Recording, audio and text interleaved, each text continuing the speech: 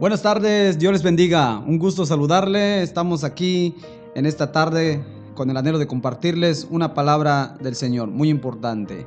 La lectura de hoy se encuentra en Apocalipsis capítulo 3, verso 14 hasta el 22. Y dice así la lectura de la palabra del Señor. Escribe al ángel de la iglesia de la Odisea: he aquí el Amén, el testigo fiel y verdadero, el principio de la creación de Dios, dice esto: yo conozco tus obras, que ni eres frío ni caliente. Ojalá fueras frío o caliente. Pero por cuanto eres tibio y no frío ni caliente, te vomitaré de mi boca. Porque tú dices: yo soy rico y me he enriquecido, y de ninguna cosa tengo necesidad, y no sabes que eres un desventurado, miserable, pobre, ciego y desnudo. Por tanto, yo te aconsejo que de mí compres oro refinado en fuego para que seas rico, y vestiduras blancas para vestirte, que no se descubra la vergüenza de tu desnudez, y unge tus ojos con colirio para que veas. Yo reprendo y castigo a todos los que amo. Sé pues celoso y arrepiéntete. He aquí yo estoy a la puerta y llamo. Si alguno oye mi voz y abre la puerta, entraré a él y cenaré con él y él conmigo.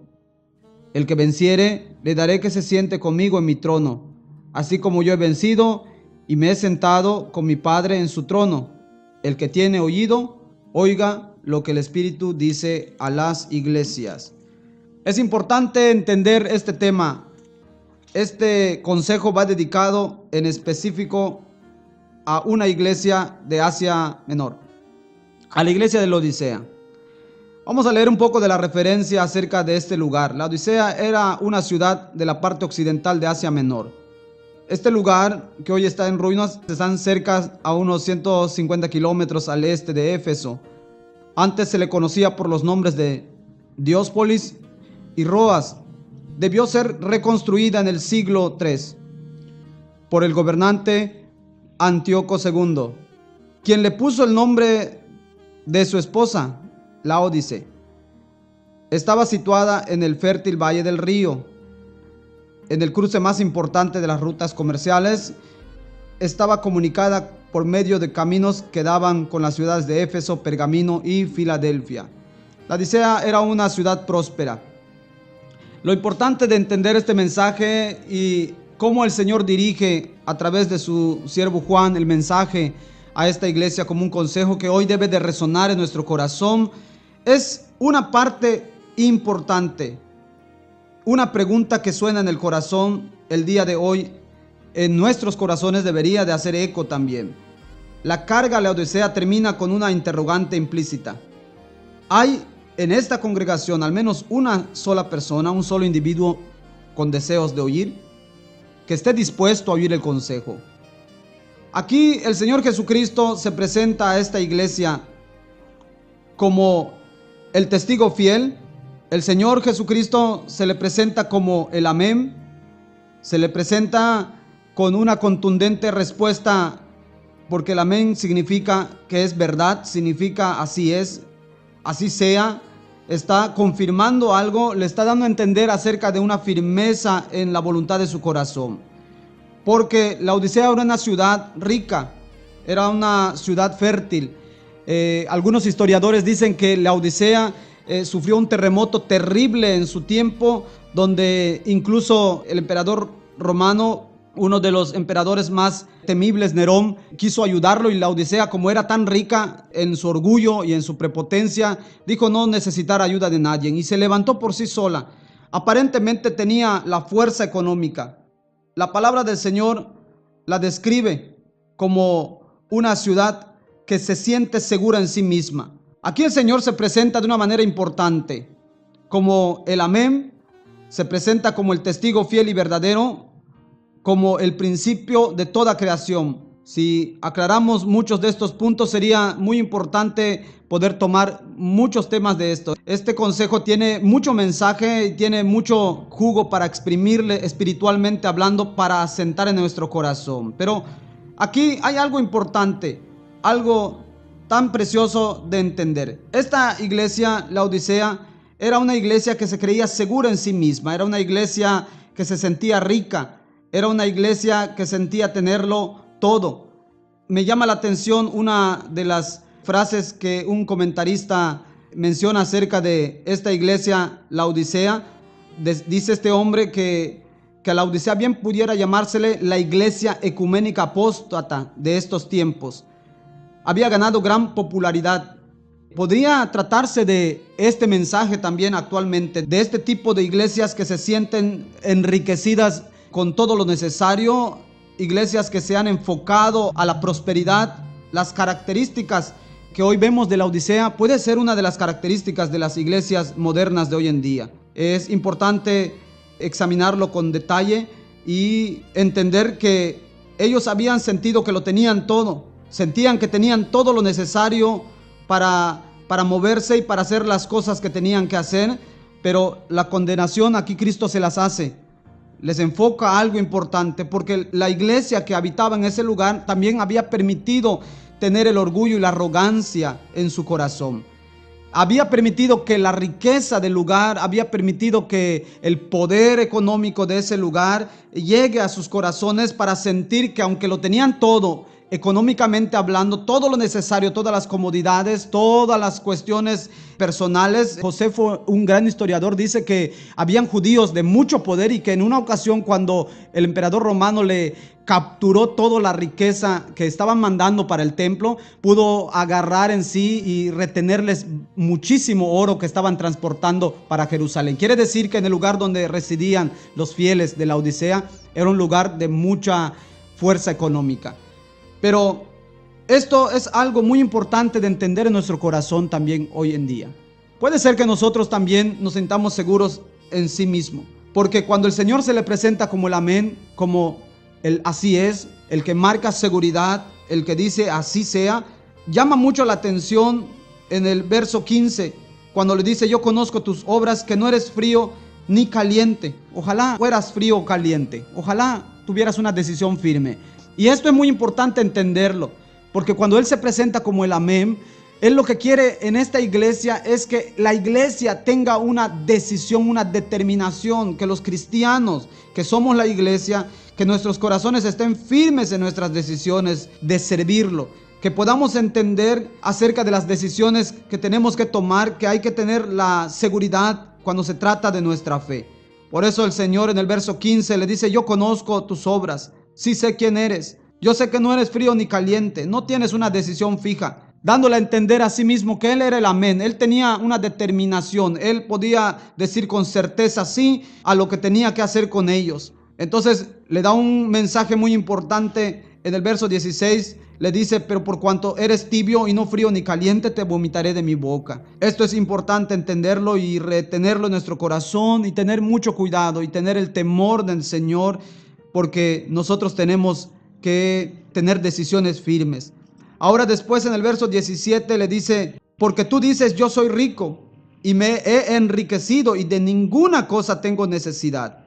Y no sabes que eres un desventurado, miserable, pobre, ciego y desnudo. Qué importante es entender esta frase que se le estaba diciendo a esta iglesia.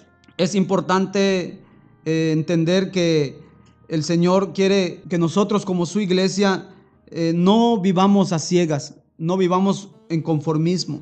Por eso mencionaba anteriormente que algunos lectores, algunos estudiadores dicen que puede tener mucha referencia a la iglesia moderna de hoy en día, a la iglesia ecuménica, a la iglesia que puede hacer tratos con otras religiones ricas y que puede aparentar tener todo lo necesario, que se enfocan en la prosperidad económica, en el cual se enfocan acerca de un cristianismo que no debe de hacer falta nada, pero no enfocándose en la riqueza espiritual que solo proviene de Cristo.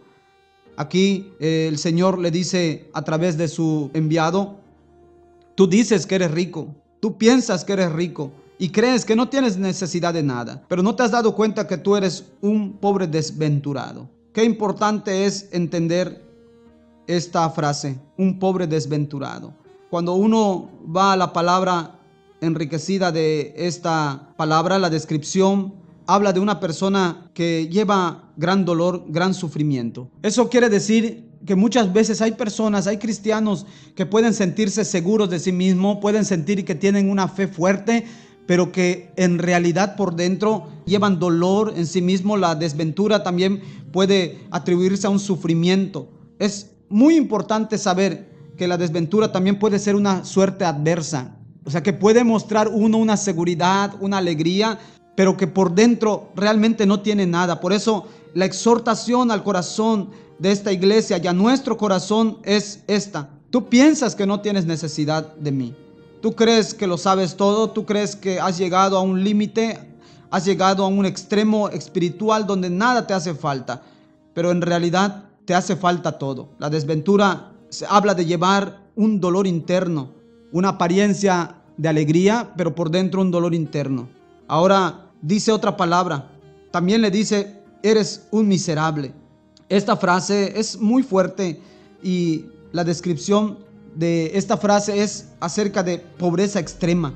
Es muy importante entender que de lo que lo está acusando el Espíritu, le está hablando acerca de su arrogancia, de que siente todo, siente tenerlo todo, siente la fuerza, pero le está diciendo: tú en realidad eres una persona miserable, vives en una extrema pobreza. No estaba hablándole en la parte económica, porque ellos económicamente era una iglesia que estaba en un lugar muy fértil, en ese lugar llamado Laodicea, donde era un punto muy importante de comercio, donde se daba la ganadería, se daban diferentes cosas, donde había el sustento necesario, había la riqueza, y quizás los cristianos de ese lugar habían dejado que las riquezas, los bienes, habían dejado que la fuerza económica sobrepase a lo que es la humildad del espíritu. Habían sentido que no necesitaban nada más que lo que tenían.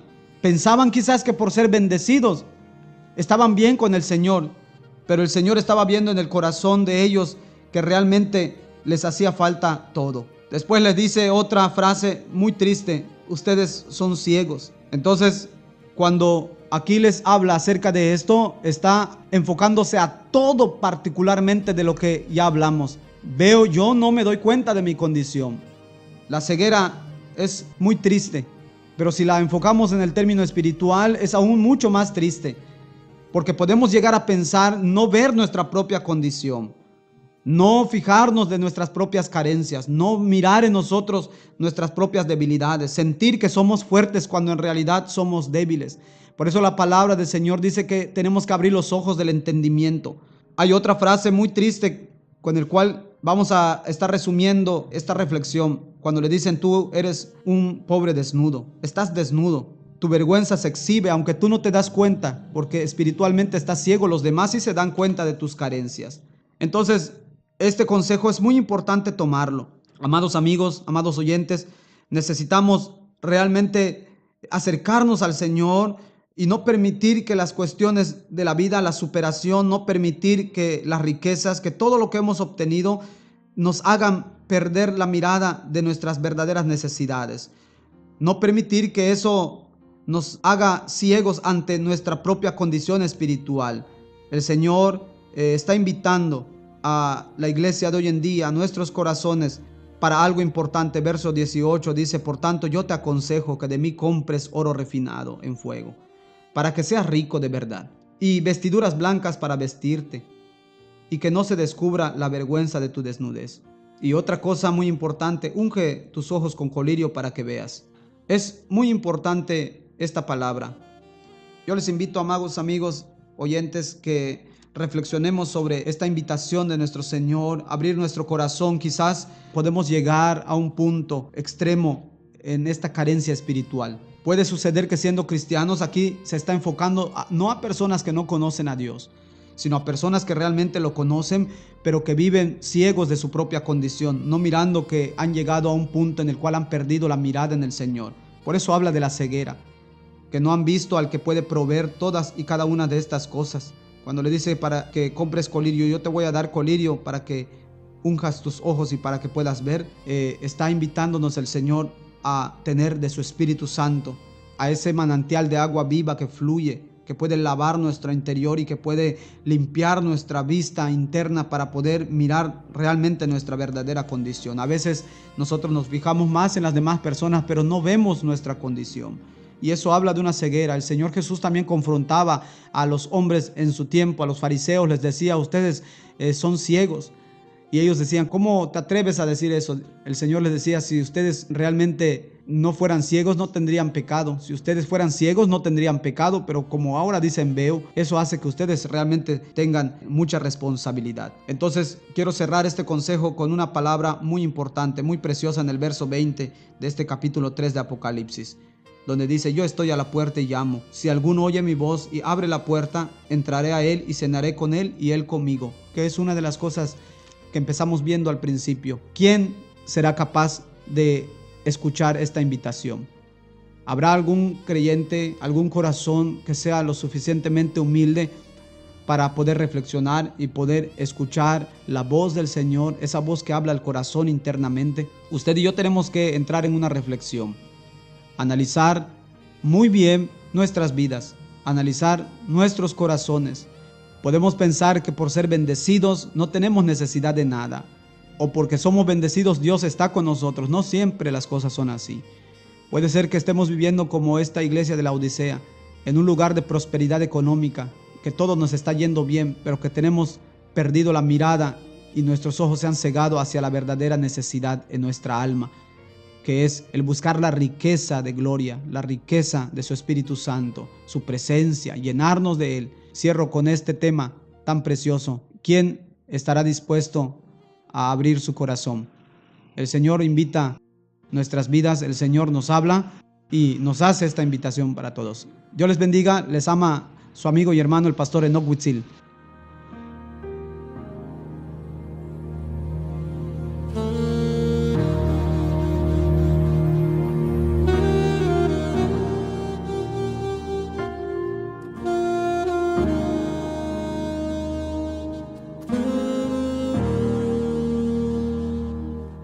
Mm-hmm.